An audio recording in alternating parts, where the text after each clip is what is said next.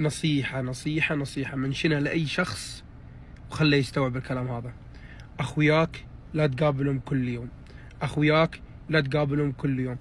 أعط نفسك في الأسبوع يوم واحد يومين قابل فيه أصحابك، غير جوك، ابني حياتك، ابني مستقبلك من واقع تجربة. والله أخوياي اللي كنت أمشي معاهم بشكل يومي و24 ساعة مع بعض، كلهم توظفوا وراحوا وكل واحد شاف مستقبله، اللي قاعد أنا لوحدي، ما عاد في حد والله العظيم. فعشان كذا إذا أنت توك صغير في حياتك لا تخلي أخوياك هم أساس حياتك، لا، ركز في مستقبلك، لأنه والله العظيم ما بيقعد معاك إلا مستقبلك والشيء اللي أنت قاعد تطمح له.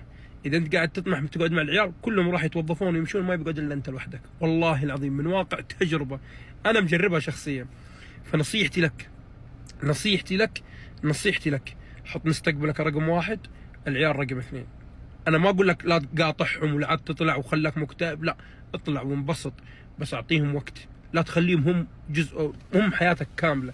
من يوم ما تصحي لين ما تنام وانت مع العيال، طالع رايح مع العيال، تتعشى مع العيال، تتغدى مع العيال، تتقهوى مع العيال. نصيحة نصيحة نصيحة، العيال ذول كمان وراهم مستقبل، راح يشوفون مستقبلهم، راح يتركونك، وكل واحد بيجي وظيفته بيطلع بيقول لك الله يستر عليك. تكبر انت توصل 30 ما في احد جنبك، ما في احد حولك، تنصدم انت كذا، وصلت نص البحر خلاص طحت في الامر الواقع.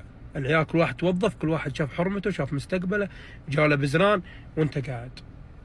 فخلي للعيال وقت وخلي لمستقبلك وقت. نصيحة نصيحة نصيحة.